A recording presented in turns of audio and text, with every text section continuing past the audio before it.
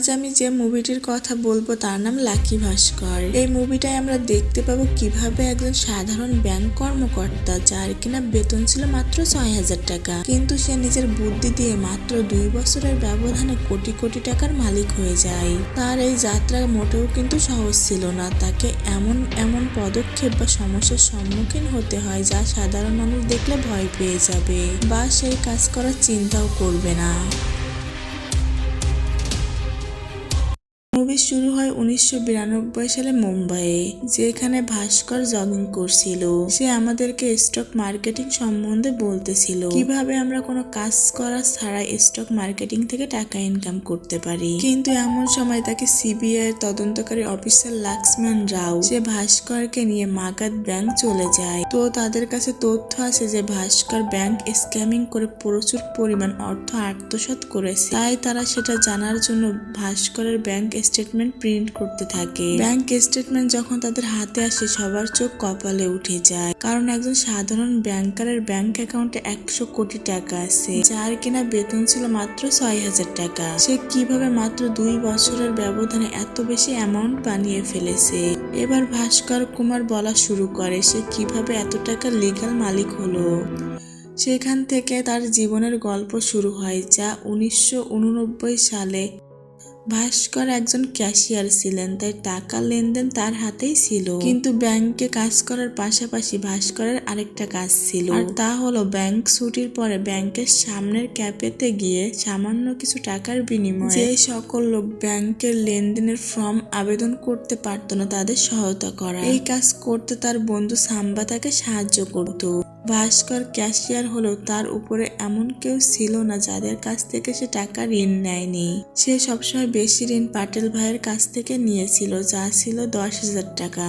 তারপর আমরা ভাস্করের বাবাকে দেখি, যিনি তার সময়ের একজন বড় সিও ছিলেন, কিন্তু একবার তার বন্ধুর ব্যবসায়িক প্রতারণার ফলে তিনি প্যারালাইসিস হয়ে গিয়েছিলেন এবং কথা বলাও ছেড়ে দিয়েছিলেন। ঠিক সেই সময় আমরা ভাস্করের 6 বছরের ছেলে কার্তিককে দেখতে পাই। ভাস্করের স্ত্রী তার আচারের ব্যবসা চালাতে চায় যাতে সে ভাস্করকে সাহায্য করতে পারে, কিন্তু টাকার অভাবে সে ব্যবসা শুরু করতে পারছে না। তারপর আমরা ভাস্করের বোন এবং ভাইকে দেখতে পাই, এবং ভাস্করের শাশুড়ি চাই সুমতি ভাস্করকে ছেড়ে বাড়ি ফিরে আসুক, কিন্তু সুমতি তা করতে অস্বীকার করে, কারণ সুমতি ভাস্করের সাথে সুখী ছিল।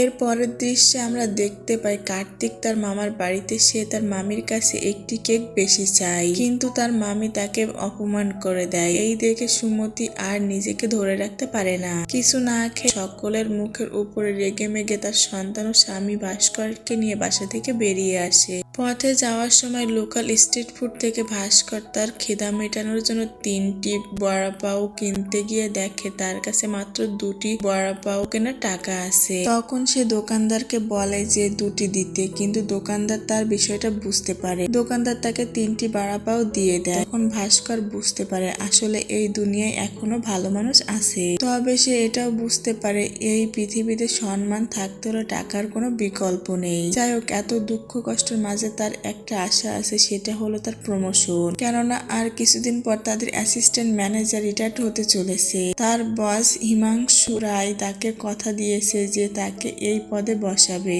আর এটা হলে ভাস্কর স্যালারি পাবে 16,000 টাকা, যা দিয়ে নিজের জীবনটাকে সে খুব সুখে কাটাতে পারবে।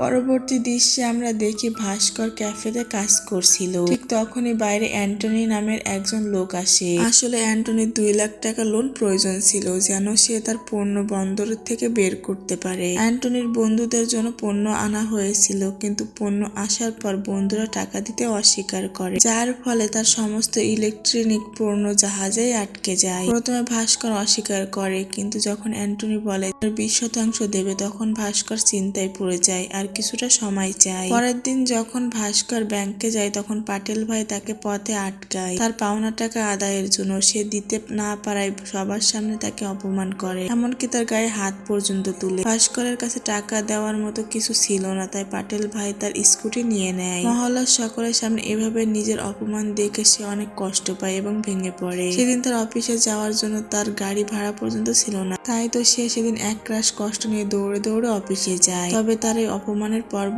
একখানি শেষ হয়নি। অফিসে এসে দেখে এত বছর ধরে তার বেস্ট পারফরমেন্স দেওয়ার পরেও তার প্রমোশন হয়নি। প্রমোশন হয়েছে তার মালিক পক্ষের এক লোকের, কিন্তু তার পাশে জানতে পারে AGM শ্রীকান্ত প্রমোশন তালিকায় তার নাম না দিয়ে অন্য একজনের প্রমোশন করিয়ে দিয়েছে, কারণ ওই ব্যক্তি তার মতো বাঙালি ছিল। এটা জানার পর ভাস্কর সরাসরি AGM এর কাছে গিয়ে তার সাথে লড়াই করে, কিন্তু AGM অজুহাত তৈরি করে বলে যে আমি তোমাকে প্রমোশন দেইনি কারণ তুমি বাহিরের ওই ক্যাফেতে কাজ করো, যেটা অবৈধ। এই কথা শুনে ভাস্কর ওখান থেকে চলে যায়। আর এই কথা শুনে শুধু ভাস্করই না, পুরো ব্যাংকের লোকেরাই দুঃখী হয়ে যায়, কারণ যেটার জন্য ভাস্কর 3 বছর ধরে কষ্ট করছে সেটা এখন অন্য কেউ ভোগ করছে। ব্যাংক ছুটি হওয়ার পর ভাস্কর এবং সাম্বা বসে কথা বলছিল, ঠিক তখনই অ্যান্টনি আসে। ভাস্কর তার ব্যাগ থেকে টাকা বের করে অ্যান্টনিকে দিয়ে দেয়। আসলে এই টাকা ভাস্কর ব্যাংক থেকে লুকিয়ে এনেছিল। তারপর অ্যান্টনি তাকে বলে সে অন্য দেশ থেকে টিভির স্পেয়ার পার্ট আমদানি করে এবং এখানে বেশি দামে বিক্রি করে। অ্যান্টনি তাকে জানায় এই টাকা সে সন্ধ্যায় ফেরত দিবে। তবে সাম্বা সেই সময় অ্যান্টনিকে বিশ্বাস করতে পারে না, তাই তিনি অ্যান্টনির সাথে যাওয়ার সিদ্ধান্ত নেয়। কিন্তু ভাস্কর অনেক ভয় পাচ্ছিল, ভাবছিল টাকা মেরেই দেয় কিনা, আবার ভাবছিল সাম্বা আর অ্যান্টনি দুজন মিলে ওর টাকা মেরে দিবে না তো। যাই হোক, কিছুক্ষণ পরে তাদের দেখে খুশি হয়। তারপর অ্যান্টনি তাদের ভাগের টাকা দিয়ে দেয় এবং সেই টাকা দিয়ে ভাস্কর তার স্কুটি ফিরে নিয়ে আসে। এই দিনের পর থেকে ভাস্কর অ্যান্টনির সাথে কাজ করতে থাকে এবং পর্যাপ্ত ভালো টাকা অর্জন করে। এটা দেখে সুমতিও অনেক অবাক হয়ে গিয়েছিল যে শেষে ভাস্করের কাছে এত টাকা কোথা থেকে আসছে। তারপর একদিন সুমতি ভাস্করকে জিজ্ঞাসা করে সে এত টাকা কোথা থেকে পাচ্ছে।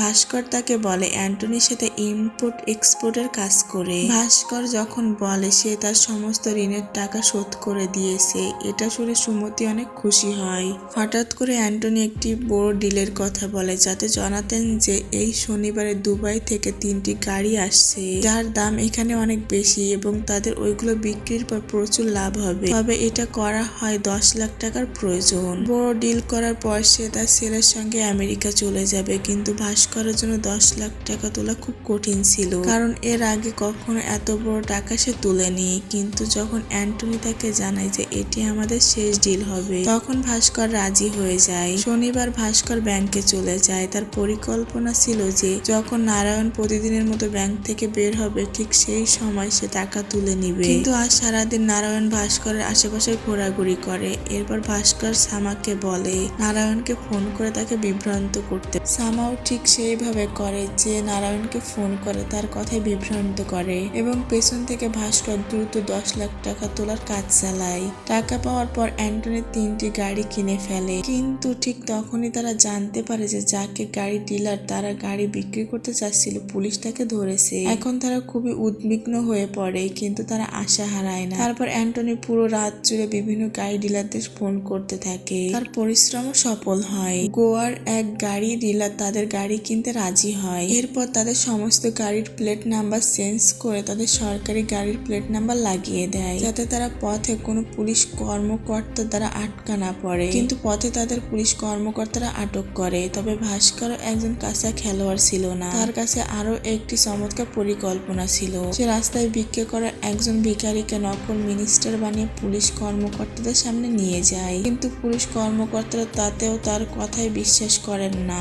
এর মধ্যে গাড়ি থেকে একজন ডান্সার বের হয়। তারপর ভাস্কর পুলিশদের বলে যে এটি সংযোজনের আসন্ন নতুন মুভির নায়িকা, এবং এই কথা শুনে পুলিশ অফিসার একজন ভাস্করের দিকে তাকিয়ে মনে করেন যে তিনি একজন বড়লোক, তাই পুলিশ তাকে যেতে দেয়। এরপর ভাস্কর দ্রুত তার নতুন গাড়ির ডিলারকে গাড়ি বিক্রি করে দেয়। এই ডিল থেকে সে বেশ ভালো অঙ্কের টাকা উপার্জন করে। তারপর সে সেই টাকা থেকে ভিক্ষুক ও বার ডান্সার প্রত্যেককে 1 লাখ টাকা করে উপহার দেয়, যাতে তারা খুশি থাকে। এটা ছিল অ্যান্টনির শেষ ডিল, তাই তিনি আমেরিকায় তার ছেলের কাছে চলে যান। যাওয়ার আগে তিনি ভাস্করকে বলেন যদি কখনো কোনো সমস্যায় পড়ো তাহলে আমাকে আমাকে ফোন করো। এরপর ভাস্কর ব্যাংকে যায়, সেখানে দেখে পুলিশ আগে উপস্থিত। ভাস্কর ভয় পেয়ে যায়। ভেতরে গিয়ে দেখে এজিএম হিমাংশু ও আরো একজন কর্মকর্তাকে ঘুষ নেওয়ার জন্য গ্রেপ্তার করা হয়েছে। এটা দেখে ভাস্কর কিছুটা শান্তি পায়, তবে সে এখনো ব্যাংকে 10 লাখ টাকা ফেরত দেয়নি। পরে সে তার বস নারায়ণের সঙ্গে ভেতরে গিয়ে টাকা নেয়। তাকে 50 লাখ টাকা আনতে বলা হয়েছিল, কিন্তু ভাস্কর টুকরিতে 40 লাখ টাকা রাখে এবং নিজের কাছে থাকা 10 লাখ টাকা মিশিয়ে দেয় যাতে কেউ টের না পায়। এমন সময় তার বস চলে আসে